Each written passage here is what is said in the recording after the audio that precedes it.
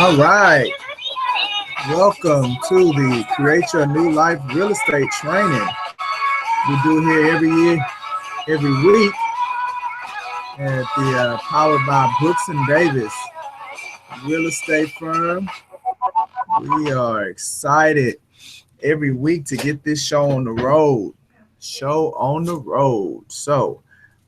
we're excited about today. We're still working through our Working with Seller series, and we are going to talk about what our next steps are now that we have it on the MLS. So that's why we called it, whoo, it's on the MLS now, because we know the last couple of sessions we've gone through the process adding it into the MLS. So we finally did it. So now we're going to continue to move through that process. I want to again thank everybody for joining. If you're not a agent with Brooks and Davis Real Estate Firm, we want to say welcome. Enjoy a little bit of insight and exposure to how we operate as a company, as far as our culture and things like that.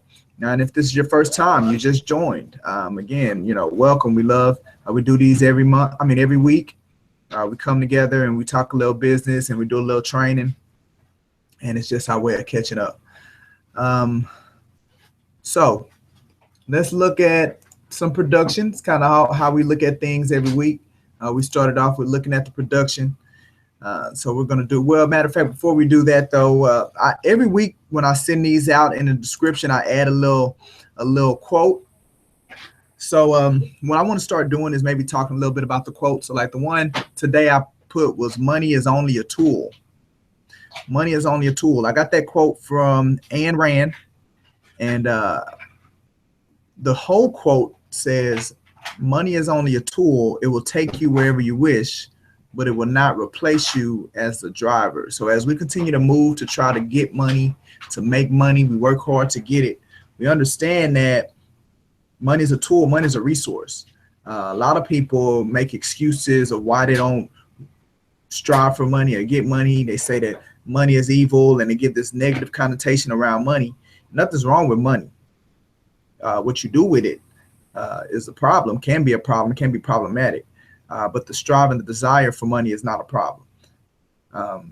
So at the end of the day, it's a tool to allow you to accomplish things that you want to accomplish, to put you in positions that you want to be in, to offer you a quality of life and exposure, as well as to help people. So money, there's nothing wrong with money. And like Ayn Rand says, again, it's only a tool. So let's look at some production over the last week. Let's see how we performed. So as of today, we have 8.9 million, a little less than $9 million on the board.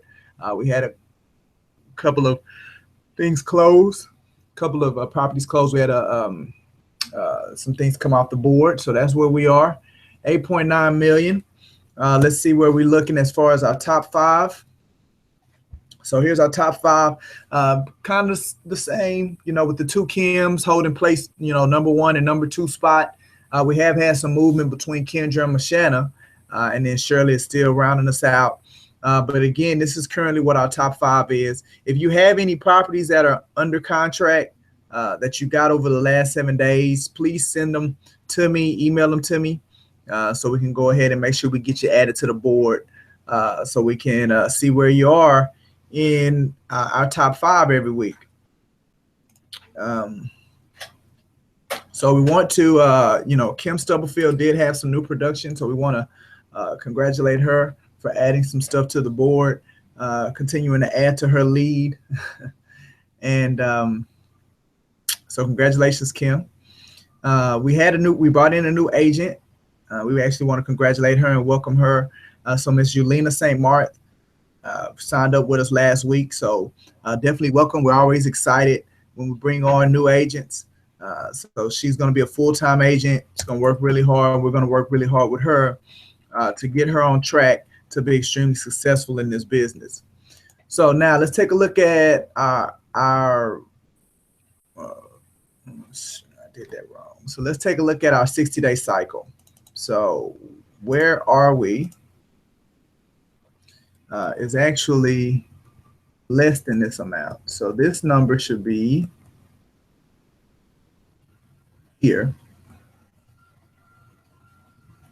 And this number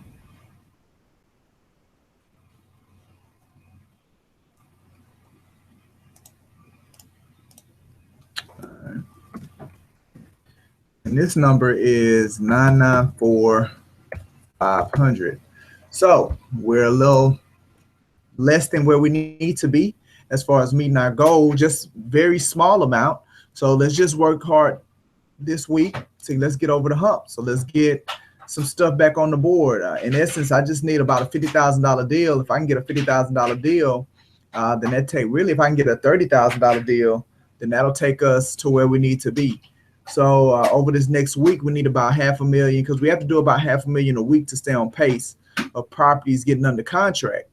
So let's do it. Let's go ahead and so now we need about $500,000. So about $550,000 worth of new production over this next week for us to definitely stay on pace to reach our goal that we're looking to reach over the next 60 days. So I know we can do it.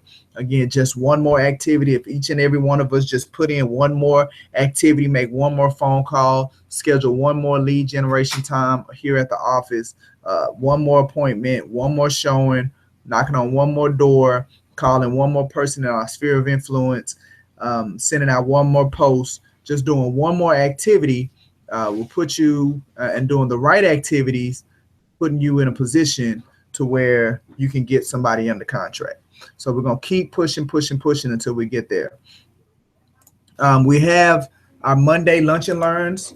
So this Monday, we're going to have Erin Miller with the Zeus Mortgage Company. She's going to be coming to the office, and she's going to be giving us some information about Zeus's product, talking to you guys, going to offer us some lunch. So it's a way for them to expose their product as well as give you guys some information or some insight around, what Zeus has to offer. So that'll be Monday at 11:30. Also, we will be finally having our, interest meeting, unless an act of God or something happens.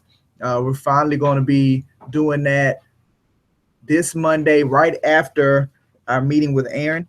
So right after our meeting with Aaron for our full-time agents, we're going to be coming together and talking about this new Agent Development Institute, new program that we've designed that we're working through to intentionally partner with you to help you go from 0 to 70,000 at a minimum, and to get on track to do that in the next 90 days for you to make that over the next 15 months.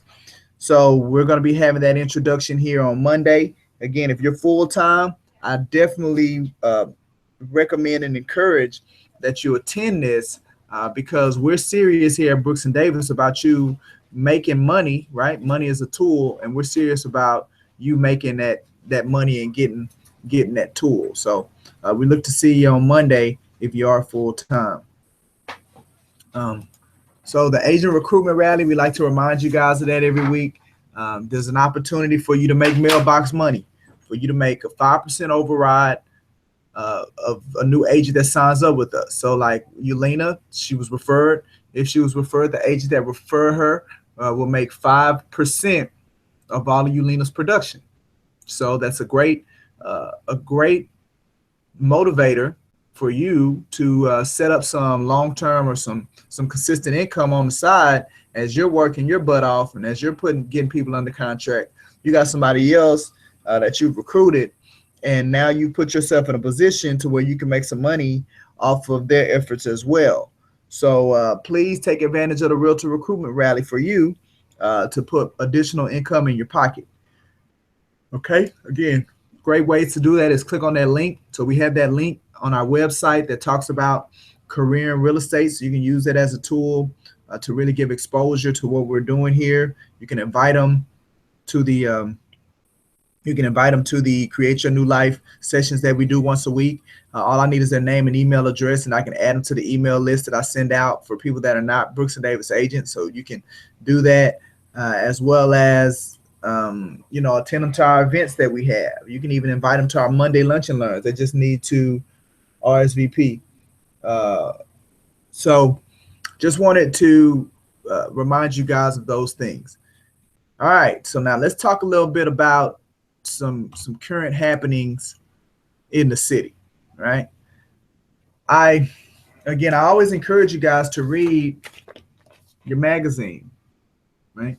You get this magazine, you get this magazine, and you get the national magazine. You get them every month.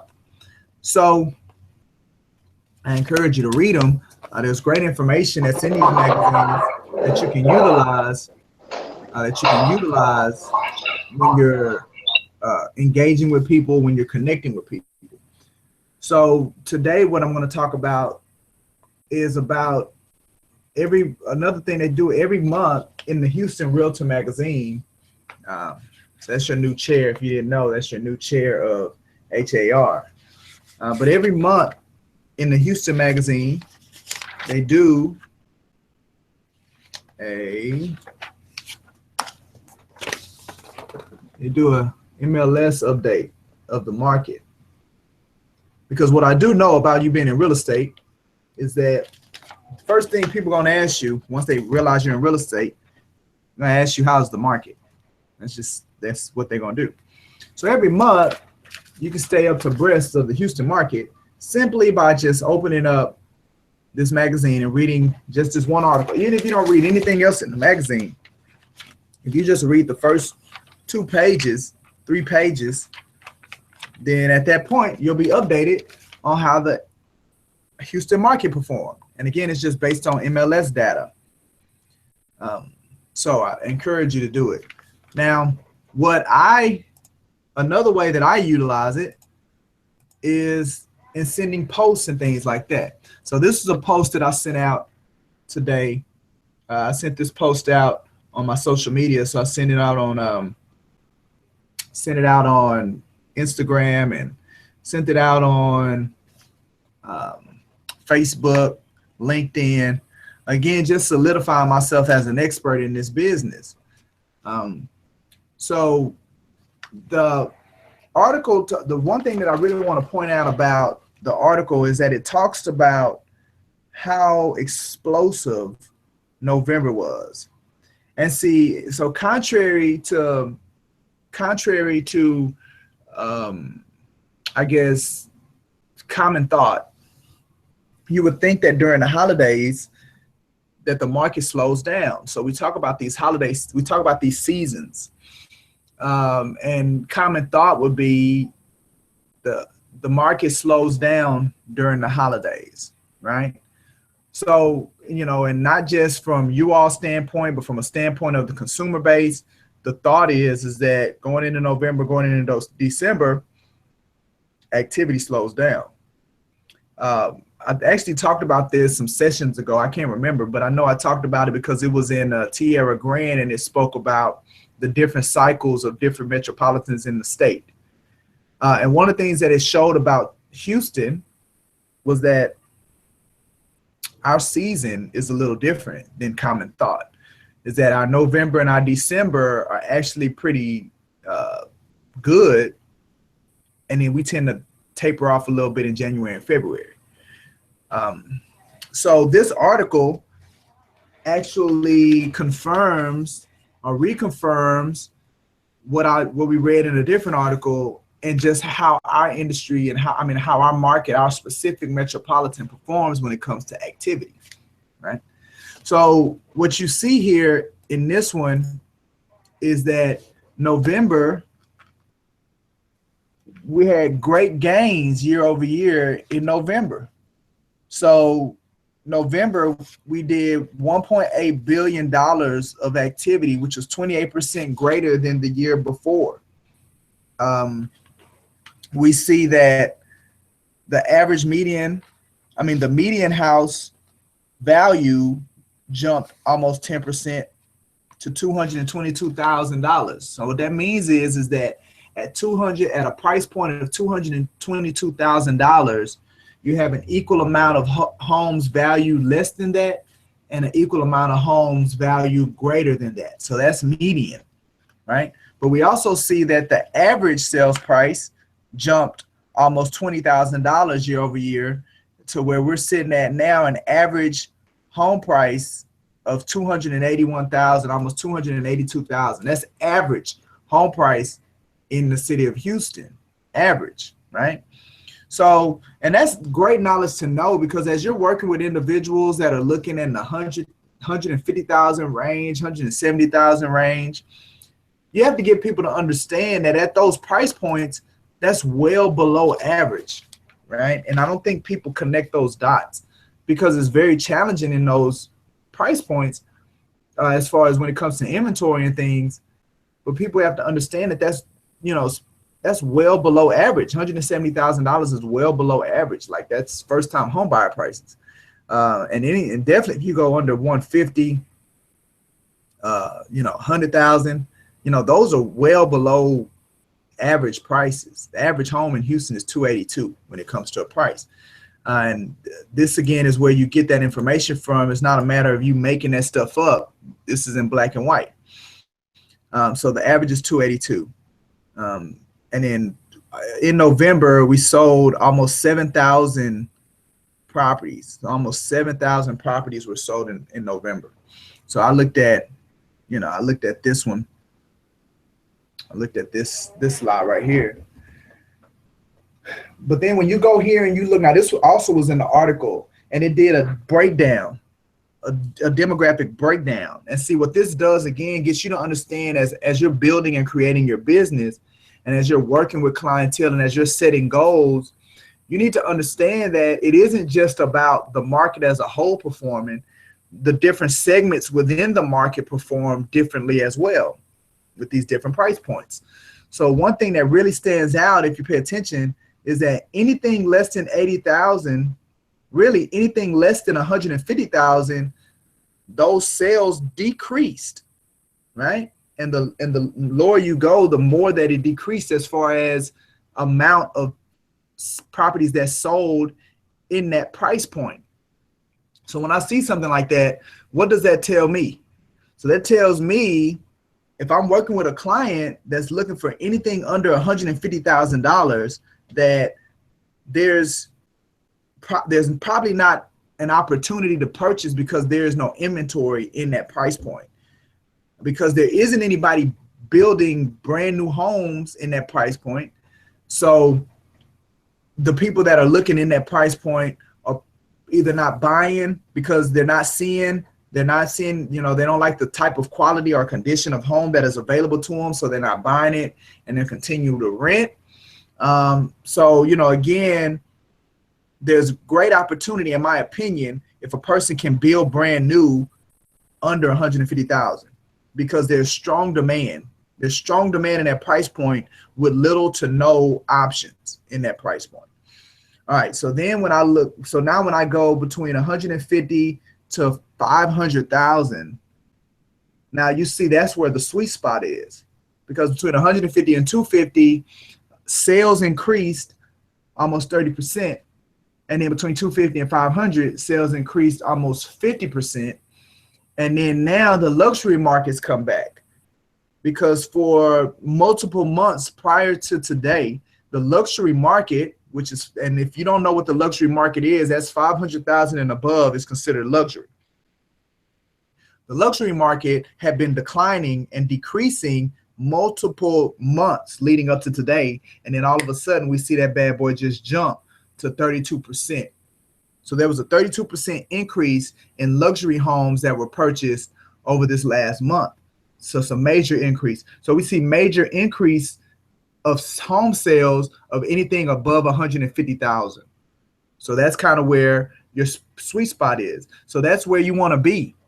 Like, you want to be in that area when fishing for clients, when going out actively engaging and trying to get clients.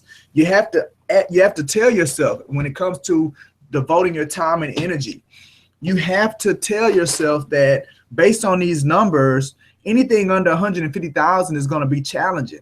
And you have to have that conversation with your client up front. And you have to tell them these things. They have to understand that, ultimately you have to manage their expectations on how this process is going to go for them because of where their price point is, right? And then again, the same thing. depending on the segment that you are, between 150 and upwards of 500,000, you got to understand that it still is going to be challenging because the demand and the activity exists in these price points, in these brackets, right? So see, when we're doing real estate, it's not just about telling somebody I'm a realtor, I can help you find a house. Like, you have to truly know your craft and be able to articulate how the market is performing, so you're not wasting your time, and more importantly, you're not wasting the consumer's time or the client's time. You know, there's a one thing that I can say, and I hate to admit it, I hate to say it, I don't find joy in saying this, but there's a lot of incompetence in our industry. There's a lot of realtors, licensed professionals, that have no clue of what they're doing. And I want to make sure that anybody that's associated with Brooks and Davis, that you all know what you're doing. You have these sessions, you have the seminar training folder, you have access to me. You can call me on the phone if you have any challenges. You know, we're going to make sure that we know what we're doing and that we're competent. But it also involves you continually learning and improving, educating yourself, reading your magazines. So you don't just have to rely on the information that I'm giving you. You can truly speak from a standpoint of expertise, and that's really going to take your business to the next level. Okay, so with that being said, that kind of segues me into something that I pulled into with this magazine, which is the Texas Realtor magazine. Now, these are articles that I actually read this morning. So, you know, it's always good to read and get new information. So in the Texas Realtor magazine, Bubba Mills, so he's a trainer, he's a coach. Matter of fact, I posted this in the group me. I posted this in the group me because therein lies the disconnect, right? So you guys saw this morning. I put in the group me. Therein lies, what I mean by here lies the problem. It says that roughly 80% of sales are made after the 5th contact. That means having to call somebody 5 times before you get the sale. But the disconnect is that 90% of agents, 90%. That's a big number. Like, just kind of staying there with that number, 90%. 90% of agents quit selling before the 5th contact. So they quit calling. They quit following up before the 5th contact, right? So to me, it's bananas. When I just sit there and I think about it, why it's so challenging to get agents to call people a lot, right? Because this is what you hear. Well, I called them twice. If they want to do real estate, then they'll let me know, or they'll call me back, or they'll answer the phone, or they'll respond back. You know, you hear that after calling people 2, you know, maybe 3 times. Oh, if they're serious, they'll call me. If they're serious, they'll answer the phone, right? If they're serious. But studies are saying that it takes more than 5 times. Like, it's something that we really promote, is we promote the conversion taking place between the 5th and the 12th contact is where the conversion takes place. So the biggest thing is really getting you to go past 5 contacts. Like me, we go up to 12, right? It used to be 7, but now we're going up to 12. We're gonna call them 12 times until we get anything. And then after the 12th time, all right. At that point, maybe they ain't ready, or maybe they're not serious, right? But we're gonna go up against science. We're gonna go up against studies. We're not just gonna make this thing up in our mind. So if 90% of agents aren't calling, let's talk competitive edge. Well, how can you have a competitive edge over another agent?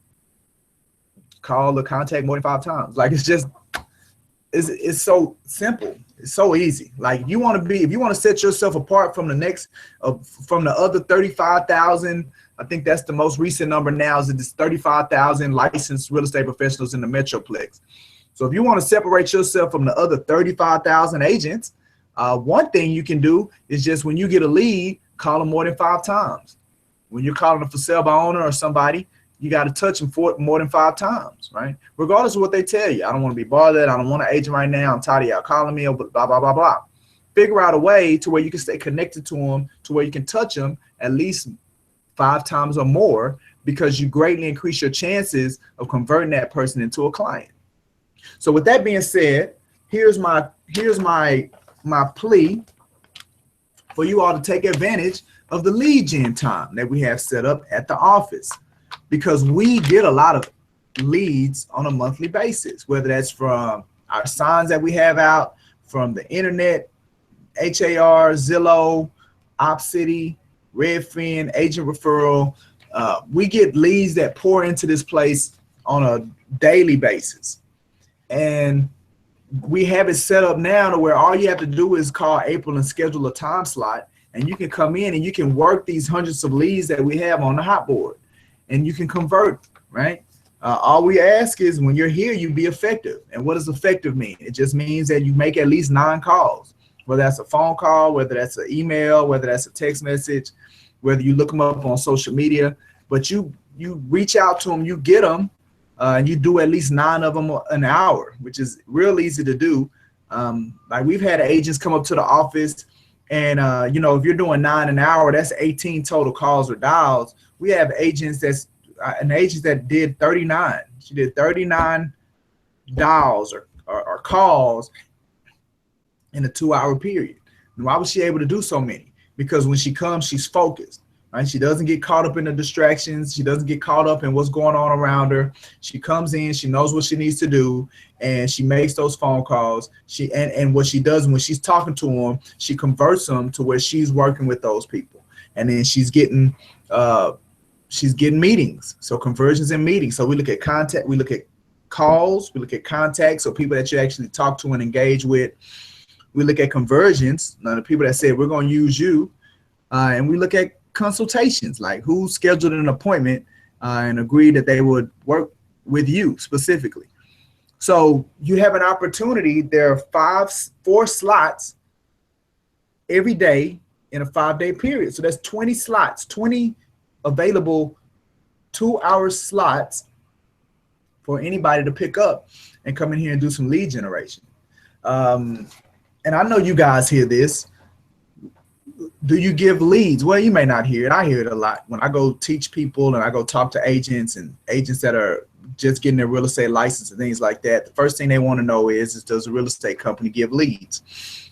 And you know, we can now say that we give leads, like because there is an opportunity for everybody that's a part of the organization to schedule a time to come up here and actually get some leads from the office. So we can actually say that now, that we give, one of the things that not only are we going to develop you, we give you leads.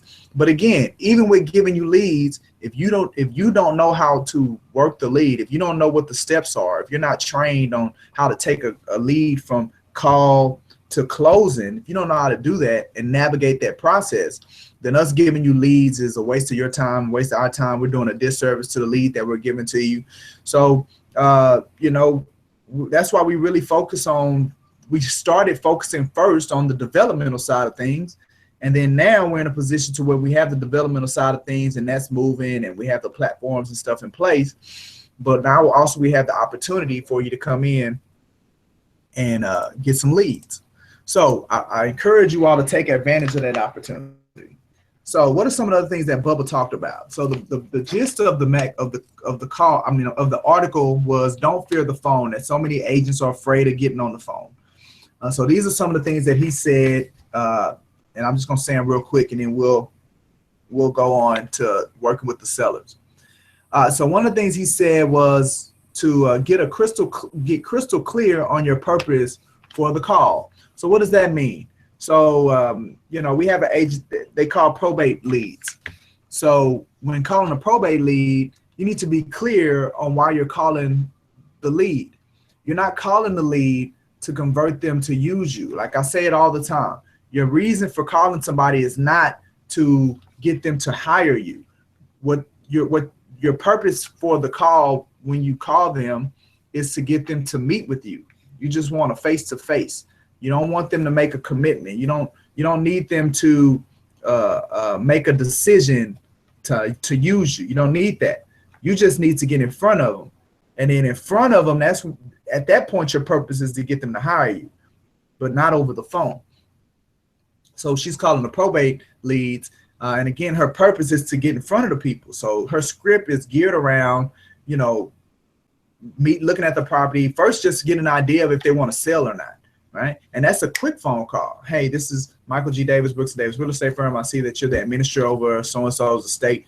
I just wanted to see, and I see that you have a property in that estate. Are you all looking to keep the house, or are you going to rent it? Are you guys looking to sell the house, or are you going to keep it as a rental? So at that point, you know if you need to continue with the conversation, because if they say we're going to keep the house, then okay, great. We'll just, you mind if I follow with you at a later time? Or do you ever have any thoughts of selling the house? You just follow up that question. But again, there's no point in you going to meet them to look at the house if their intention right now is to keep it. So you put them in some type of follow-up. But if they answer that question and say our intent is to sell the house, then at that point, you want to get to the property. You want to meet them. You want to see them, right? And you can do that in a number of ways. And, you know, especially with the probate side of things, you know, we specialize in rekeying or trash, you know, getting the trash out, or landscaper. Like, these are things that people care about when they have an abandoned home that they're not living in. They care about maintenance and things like that. So, you know, before we even get to the sale of it, you know, let's talk to you about maybe you need access to an auctioneer to auction some of the items that are in the house. So you can offer that. So being clear on the purpose for the call, again, is not to sell you necessarily, is to get them the face-to-face meeting. And it's the same thing with for sale by owners. So it's not for them to hire you. It's for them to really, with for sale by owners, it's just to get them to allow you to keep calling them, because they, you know, over almost 90% of for sale by owners eventually use a real estate agent. So you just got to be around them long enough. So with for sale by owners, it's not about, with the very first call, getting them to say, yeah, I'm gonna let you sell my house. It's about, with the very first call, getting approval to continue a relationship with them as they continue to try to sell a house on their own. So that's how you work for sale by owners. So now the stuff that I'm talking about is kind of contrary to what you hear with some of these programs that are out there, and videos and coaches that'll, you know, coach probate and coach for sale by owner. This stuff is just coming from my experiences when trying all of that stuff. And ultimately what I found out is that it still goes back to the basics, that people don't care how much you know until they know how much you care. You know, people want to build relationships. People use people, or they hire people that they know, that they trust, that they can see that are competent, and that doesn't happen with a first phone call. So you have to lead into building rapport, building a relationship. Like it really all just boils back down to that stuff, and presenting somebody a reason to why they should listen to you, why they should give you a chance to build rapport with them, and all of that other stuff. So that's what I've seen with it. So that's the first thing he said. The second one is, says focus more on useful information. It's the exact same thing that I just said. When you're on the phone, you want to come off as an information source. So focus on the information that you can give people. So like with the for sale by owners, when we call them, we ask them if they would like some additional exposure on our Facebook page. So that's us offering them something. The same thing with the probate. You know, we're offering them, you know, do you need a contractor? Do you need an auction company? Do you need somebody to rekey the property? So we're offering useful information, and again, it's not about the selling. And then the last thing is be ready for anything. And he's talking about objection handling. So people are going to give you objections. Even with doing all of this the right way, it's kind of like a dance. It's still like a dance, that you're going to have to learn how to be prepared to react on a person's response. It's like playing chess. So when you're playing chess, those people that are considered masters in chess is because they can see 7, 8, 9 moves ahead.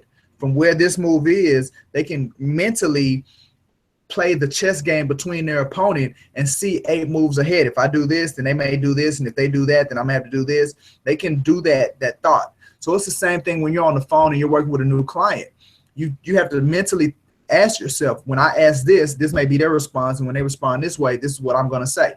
And then you do it, and then they say it, and then before you respond to them, you kind of do the mental gymnastics again. Well, okay, so now I'm going to say this because this is what they just said. I'm going to say this, so then they may follow it with this way, and if they follow it with this way, then this is how I'm going to respond. So you have to mentally go through all of that as you're speaking, and as you are going through, you know, your phone calls. with the lead generation, right? So this is a pretty good article. Again, all of you all get this magazine. So it's on page, I don't know, it's on page 13. Bubba Mills is the author, and it's Don't Fear the Phone. I thought it was a good, very good article.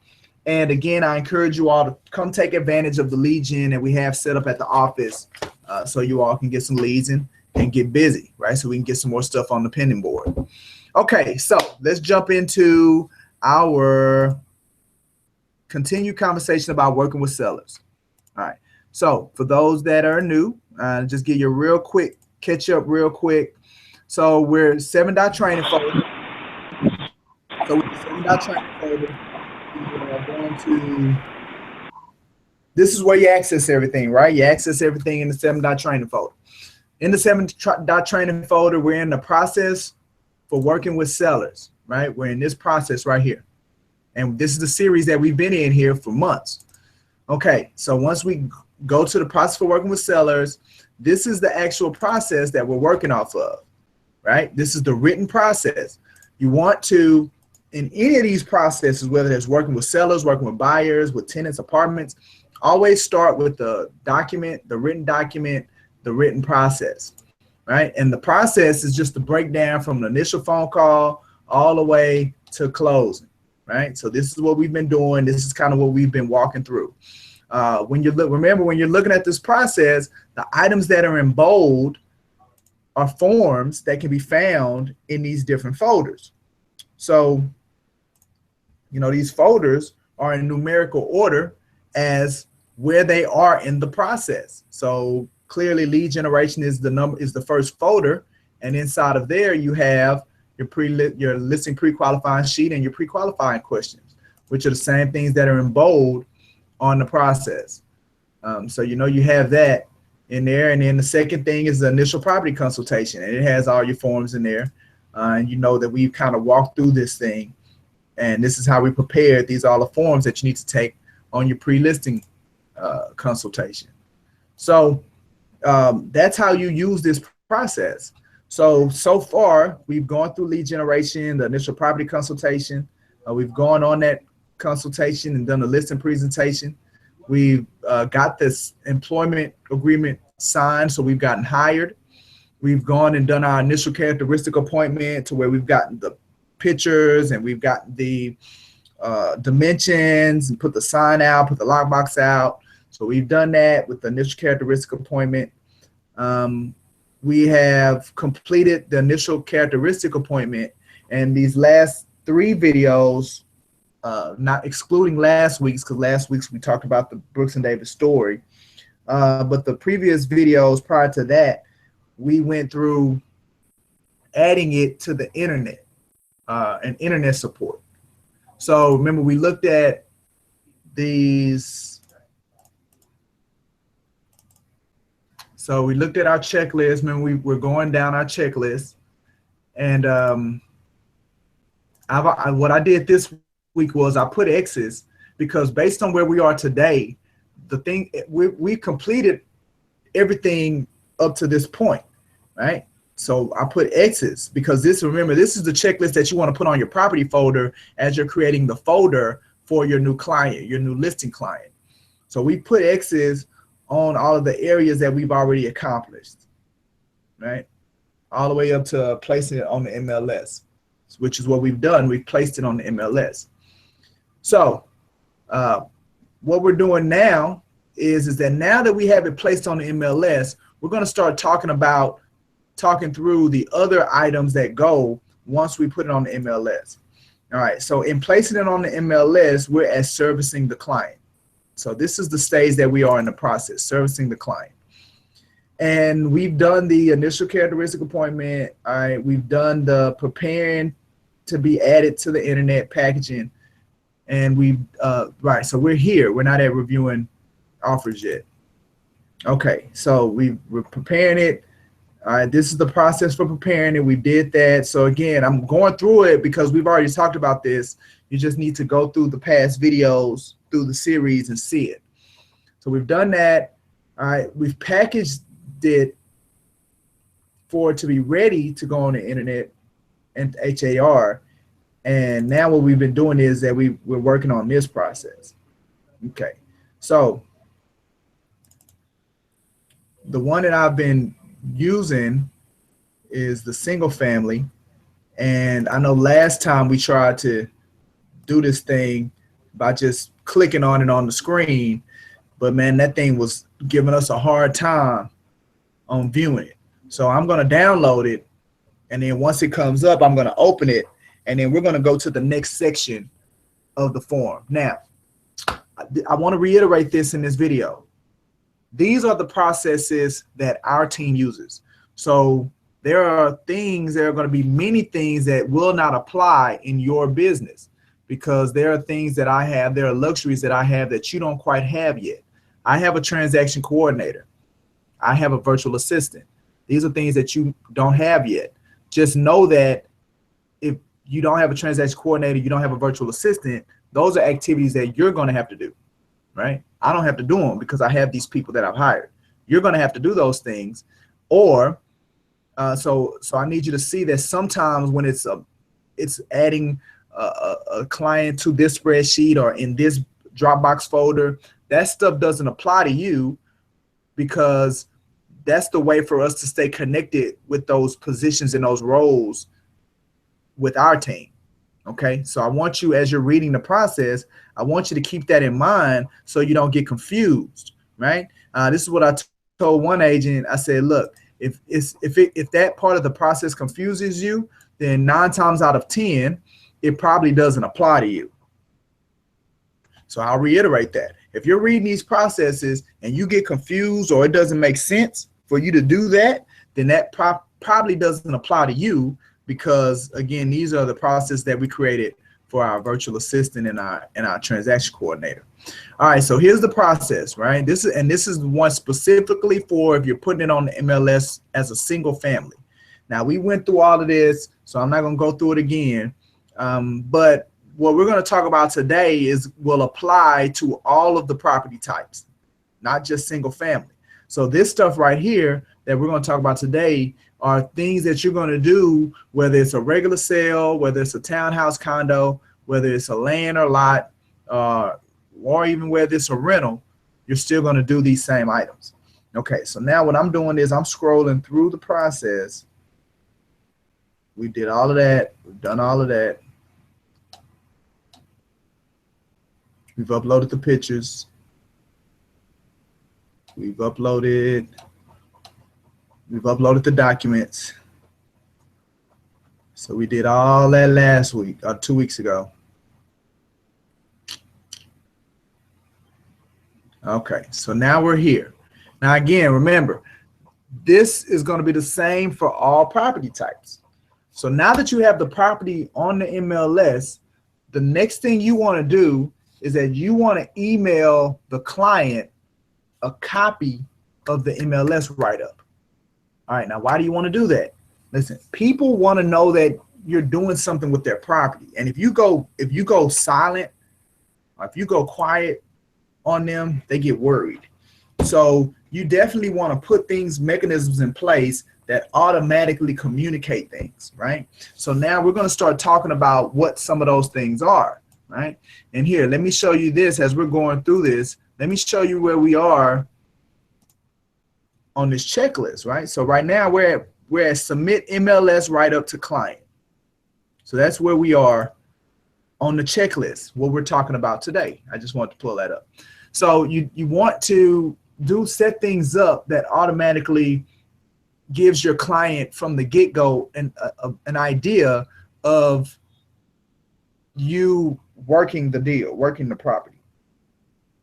Okay, so this right here again is information from my virtual assistant, so it doesn't apply to you. You guys know how to log on. If you didn't, you still can use these things to give you an idea of how to do this stuff from an educational standpoint. But when you see things like the login, or if you see things like my email address and that kind of stuff, understand none of this stuff applies to you, because this is us telling our virtual assistant to email it through our system.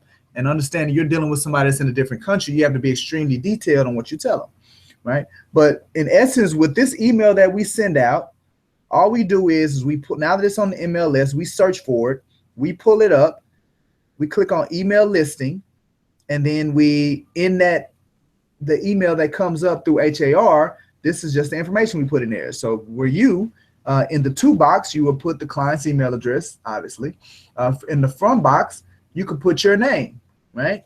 Or put your name / Brooks and Davis Real Estate Firm or something like that. You're not CCing anybody. In the from email, it'll already have your email in there. In the blind carbon copy, you don't need to put anything. All right, so in the send the copy to me email, go ahead and check the box because you want to get a copy to show that it's been sent out. So you want to go ahead and check that box.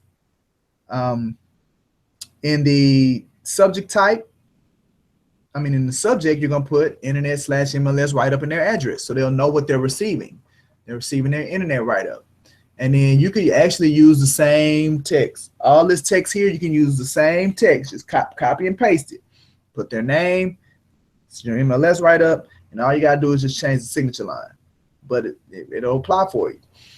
So at that point, so this is what it'll look like in the MLS, right? So you put their information you put your information, your name, send a copy to my email. You click that. From email is already going to be filled out. We see the subject line. We see the description, the body of the email. And then you want to make sure that you click on buyer full page so they can see that. So this is what it's going to look like. And then you press send, and then it's going to send it to them. And that's it. So now they've received a copy of the MLS write-up. So now they can review it. They can give, like, if they want some things changed, they have the opportunity to give feedback and to give input on how their write-up looks like, what it looks like on the MLS. And again, it shows them that you've actually done something to market and expose the property. So, that's a good thing for them to have access to the marketing piece for their property that people are going to be seeing on HAR. So that's important. So after you send them a copy of the MLS write-up, then you want to place it on social media, right? Now here on this process, again, our way of getting it on social media is that we send an email out, and the person that receives that email is their responsibility to add it to our social media platforms. So again, this won't apply to you because you don't have a social media person to add stuff to your social media. So you're going to have to do it yourself. But the point is that once you add it to the MLS, you want to utilize it and leverage it to add it to your social media. Number one, it's additional exposure for your client. Number two, it solidifies you, this being a profession for you and people being able to take you seriously that follow you on social media, because now they see a house that you're marketing and that you're selling. Like at that point, people will start seeing you as this is for real. The hardest people to impress is your family, because they know you, they know your faults. You're just a regular person to them. So this is really important, especially if your family members are a part of social media, Facebook, for it to solidify you as you being serious about doing real estate.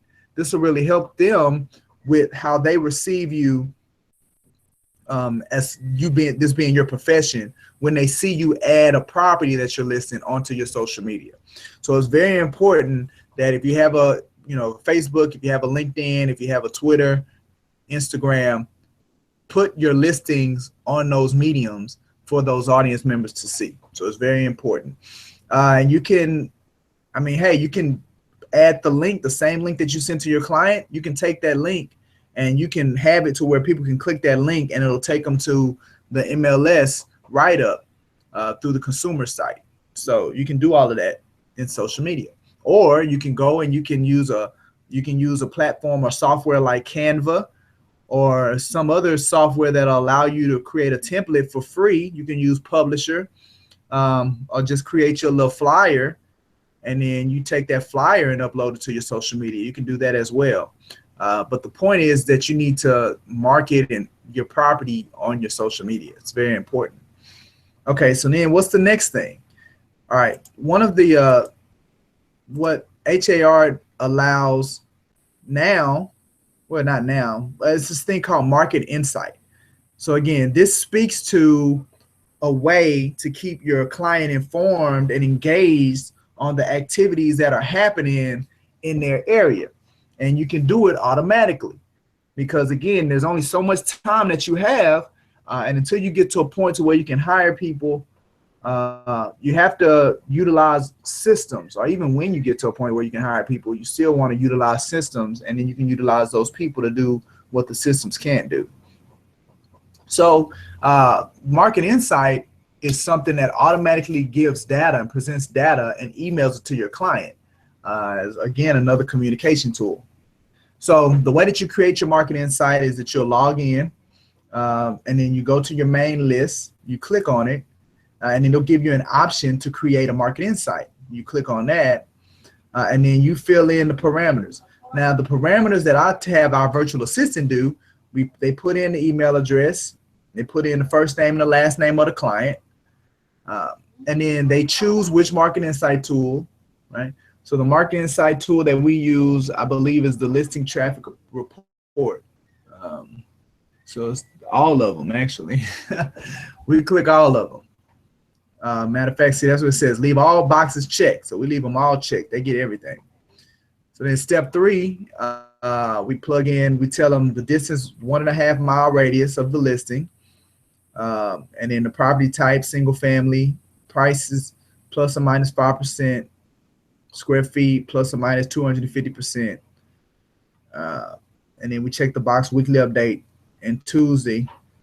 So every Tuesday, they're going to get an email. So every Tuesday, the client gets an email on if there are any adjustments in their market. In that market that's like 1.5 and a 1.5 mile radius, they're going to get an email of any changes, anything that's sold, anything that's come on the market that's within those parameters. So, and it does it automatically. So once you set it up this one time and you press send invite, you don't have to do anything else with it. It automatically does it for you once a week. So now you have your client getting an email from you, or as it seems like they're getting an email from you, an updated market analysis once a week about their client. So that's a great thing. All right. And what you want to do is that you want to call your client and make sure that they got the email for this, because again, this is really important for your client to feel like you're keeping them in the loop of what's going on. And then we'll have another one, we'll do the same. So you've sent them the MLS write-up, and now you've sent them this email, and set them up for this market insight to where they can get this information every week. All right. Now, this is here on the process, but HAR has changed that, and now you can no longer create these flyers like you used to. So since you can't create the flyers anymore, disregard that part of the process. Okay, also disregard this, because this is for our virtual assistant adding information to our client list. So disregard that. That doesn't apply to you either. So then the next thing, so now we've done those things, and now we're going to add it to centralized showing service. Listen, I encourage everybody that is going to be listing properties to utilize centralized showing service. It is imperative that you utilize centralized showing service. It's the best thing for you. It's the best thing for your client. You getting centralized showing service. So definitely utilize that. So let me see. Download this one. Download this one. Okay, so you want to utilize centralized showing service.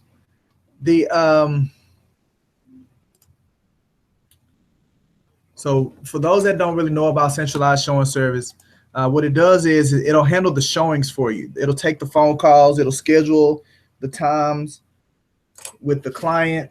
So you don't have to do that, because if you get up to 5 properties, that right there is going to become a headache and a hassle, and you're going to be ineffective, because if on your 5 listings, Your phone number is the number that the agents have to call to schedule the showing. And say it's a property that one of your clients, they still live in, so they really need to know that somebody's coming to the house and approve the showing. You have 5 listings, you would never have time to get any work done or get any new clients, because you're going to be spending your whole day answering phone calls and scheduling appointments, especially if you get a hot one. Like we've had a couple of hot ones here lately, and if God forbid, I be the person that have to manage the showings, oh man, I would pretty much be my own little centralized showing, just be handling, because what you got to do is you got to get the time that the agent wants to go. Then you have to call the client, confirm that time. And if they confirm it, then you got to call the agent back and let them know that the time's been confirmed. That's 3 phone calls just for one showing, right? So there's a bunch of things that centralized showing can do for you. It can give you, it'll handle that aspect of it. It'll also send out emails for the agents to give you feedback. But the biggest thing that it does for you, in addition to handling the phone calls, is that it'll allow the client to get emailed every time there's a notification of somebody wanting to see the property. An email will be sent to the client. And also, anytime an agent puts feedback in the property, that email will be sent to the client.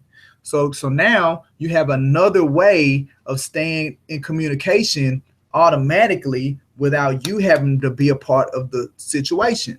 So what's the cost? So I don't even call it a cost, I call it an investment.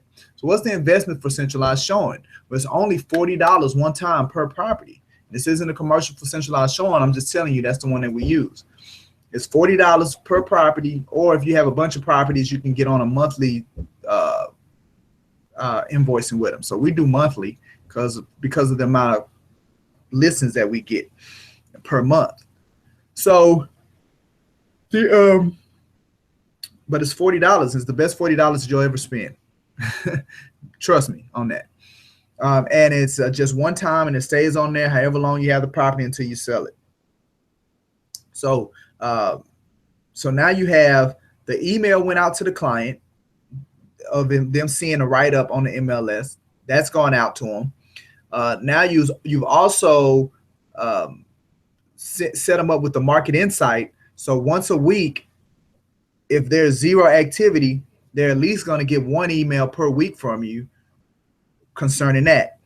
And then now you set it up with centralized showing to where every time there is a showing, they get an email, and every time there's some feedback, they get an email. So now you have it set up and you don't even have to touch it. It just kind of matriculates. The level of service just automatically goes out on your behalf, and you don't have to, you can focus now your energy on getting more clients, feeding more people into your pipeline, because again, it's about building volume. So that's why it's important that we utilize these things. I opened up the process because there's a process again for how to add it to the centralized showing, right? And it tells you the forms that you're going to use. These are the same forms that you utilize in putting it on the MLS, and now you have the MLS write-up. You'll need that as well. So it just talks about how to upload stuff. This is what now centralized showing has changed their dashboard since I did this stuff. So this process is a little obsolete, but you can still kind of utilize it to help navigate the new dashboard. So it's not totally, you're not totally not able to understand how to do it.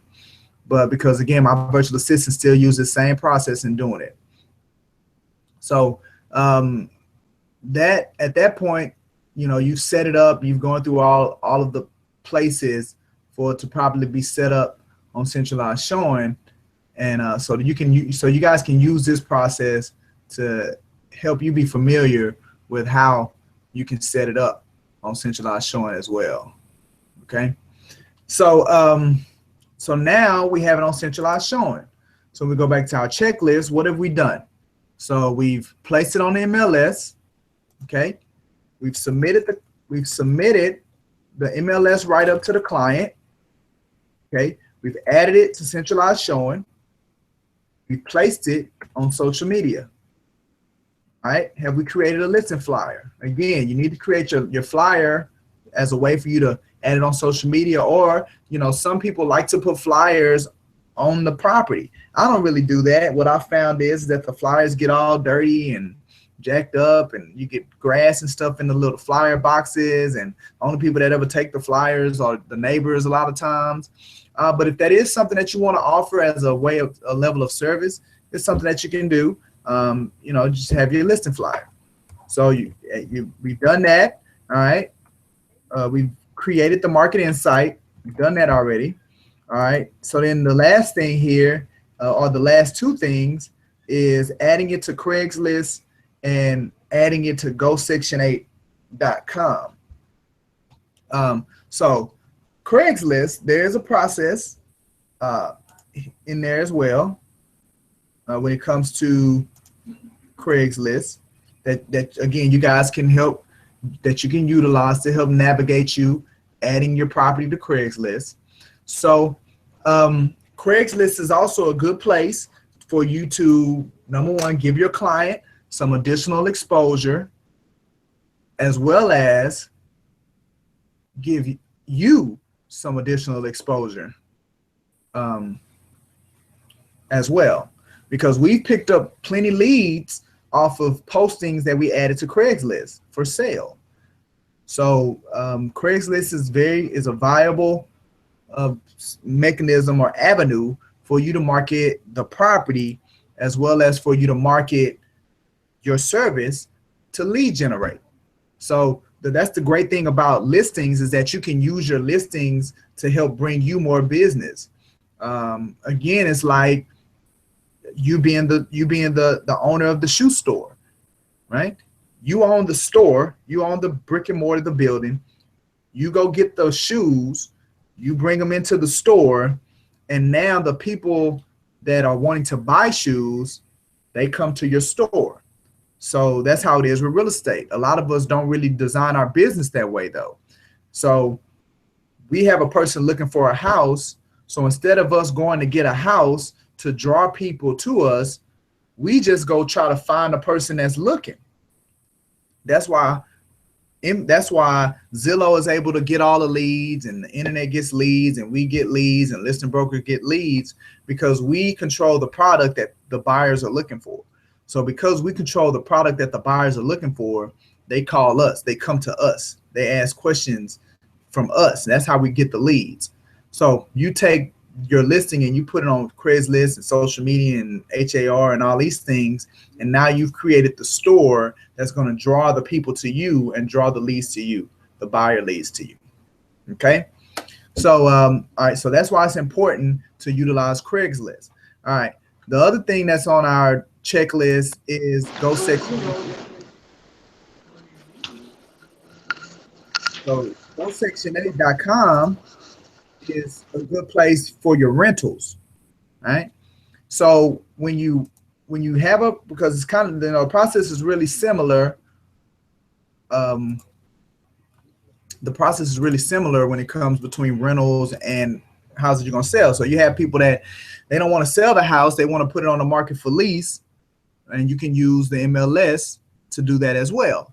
Well, one of the things that you want to do is that you want to go to GoSection8.com, and GoSection8.com allows you to add properties for lease onto their website.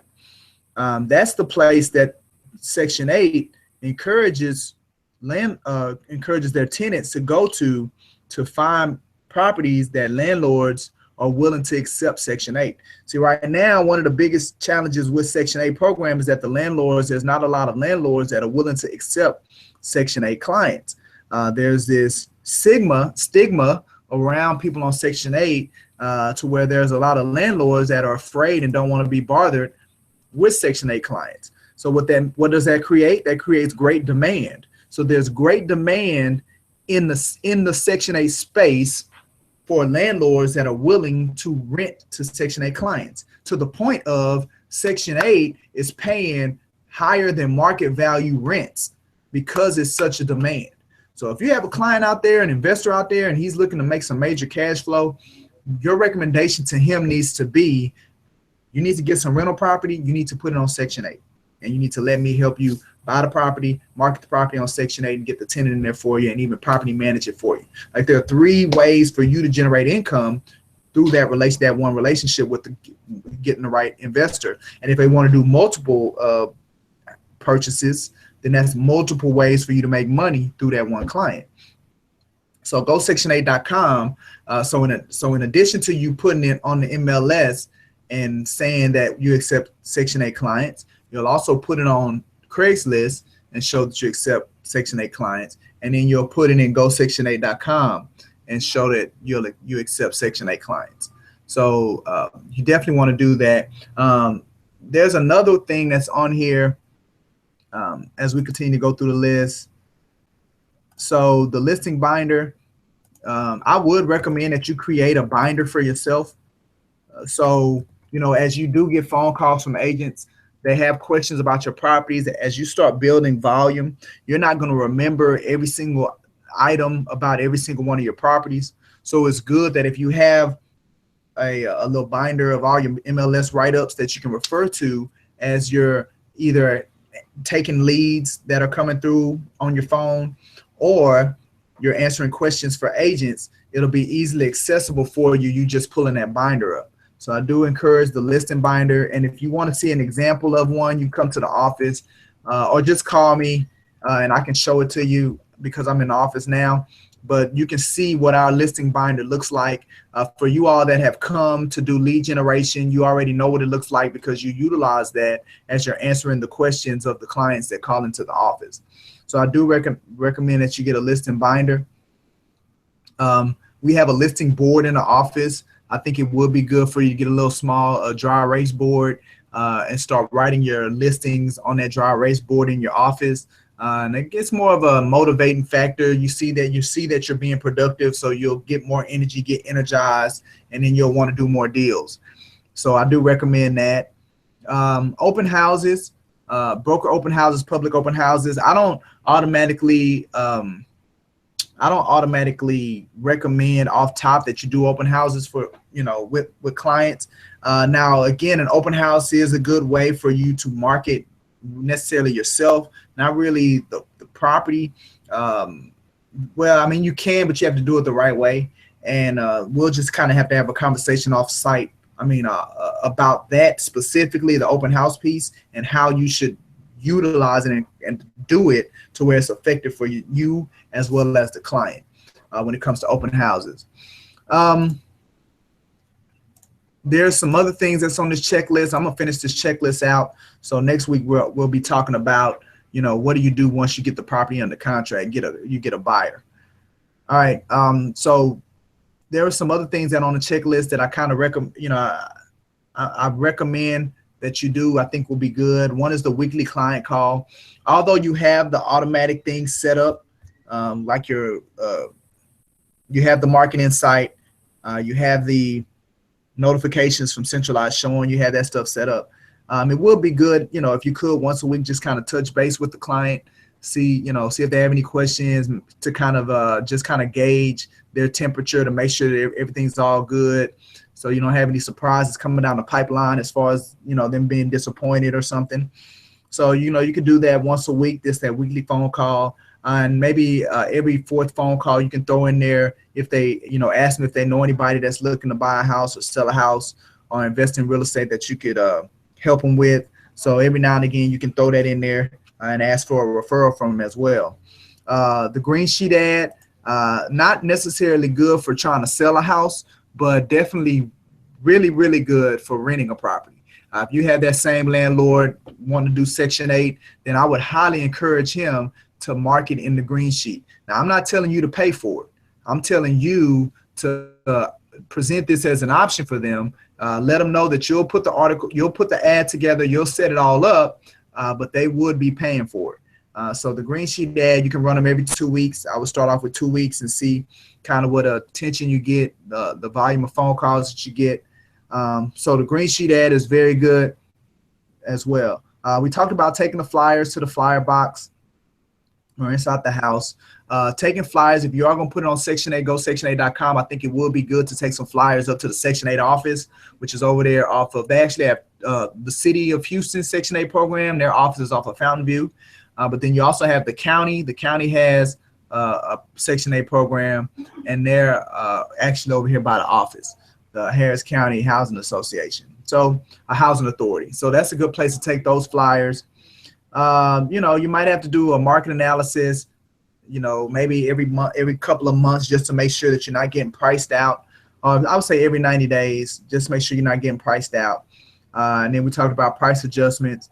Now, the one thing about anytime that you make a price adjustment, that's another good thing about centralized showing. Anytime you make a price adjustment, a centralized showing has it to where they will send an email to all of the people that showed the property. They'll send an email to those agents. So that's great. And it'll tell them that you've made a reduction in the price, right? So all you have to do is that you make the reduction on the MLS, then you log into centralized showing, and then you send as you send email blast. You're gonna log in, go to send email blast, and then you're gonna type in a message. Hey, we just made a reduction. Good news. Your client's interested. And then it's gonna have all of the people, all of the agents' emails that have showed the property, and you just click on all, and it'll send all of them that email that your house price just got reduced. Now, we use it a lot. I'm telling you, every time we make a reduction, every time we add a property back on the market, we do that. I don't really see a lot of people utilizing that with centralized showing, but I know we do a lot. So I highly recommend that. And then that's another thing that you can say, like when you're having that conversation with your client about price reductions, you can say, hey, look, let's go ahead and reduce the price. And what I'm going to do is send out an email to all the agents that showed. And you're telling the truth. You're literally doing that. Like you're literally reducing the price and sending an email to everybody that showed, but you're not having to type and find every email and type it into the email and send it. Centralized showing's done the hard work for you already. All you got to do is just type the information and click a button, and then it goes out to them. So again, $40 per listing, man, it's worth it. It's worth the investment. So centralized showing, I mean, so that's a part of the checklist. And then on this particular checklist, we have things. So marking as a neighborhood visit. If you want to just kind of drive the neighborhood and see what's going on in the neighborhood, you can pass out flyers. This is a program that we used to do called the 10-10-20, to where go knock on the 10 doors to the left, the 10 doors to the right, and the 20 doors across the street. It's a marketing mechanism. And then all you got to do is knock on the door, let them know that you have a property, that you're listing, this address, point to it, hand them a business card, and see if they know anybody that's looking to buy. So so that's ultimately you knocking on 40 doors. Go out there real quick, knock on those 40, and then, keep it moving. Even if you had your flyers made, you can give them a flyer. So that's another thing that you can do instead of putting the flyer in the flyer box at the property. Just go do the 10-10-20 and you knock on those doors. You can also do neighborhood signs. Now, be careful about those bandit signs, because it's a $500 fine from the city if you put those signs in the wrong place. A good place to put bandit signs is in the yards of abandoned property. See, the city can't touch them because it's a person's property.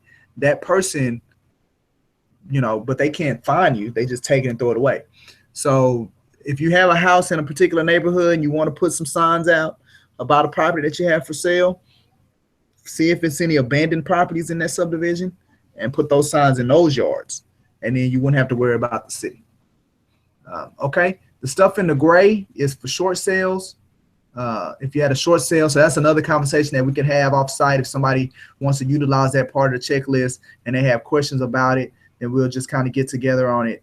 And then this stuff at the bottom, we'll talk more about that during transaction management, which is what we're going to talk about next week.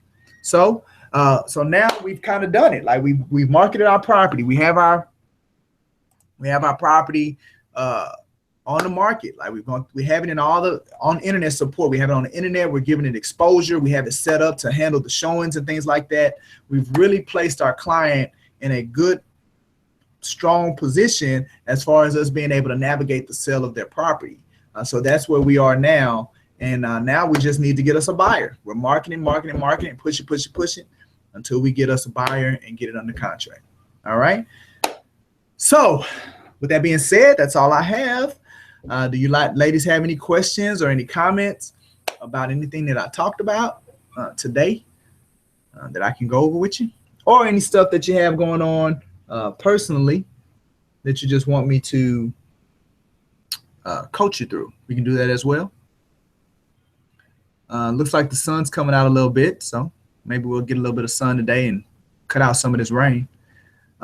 If not, you guys have a fantastic week. Again, I encourage you, call the office now. Set up some time for you to do lead gen for this week. Any slots this week, next week, get on the phone, set up a time so you can do that. We got you know about the events that are happening next week, and you know, God willing, we'll see you on next week. If you need anything, you can give me a ring, and we can get those questions answered for you. Either I can answer them, or somebody at the office can answer them. Okay. So with that being said, we're going to turn the music on. Oh, this you crazy mother. And we're gonna bob our head out of here. All right, guys, ladies, gentlemen, have a great week, and we'll see you on next week. Bye for now.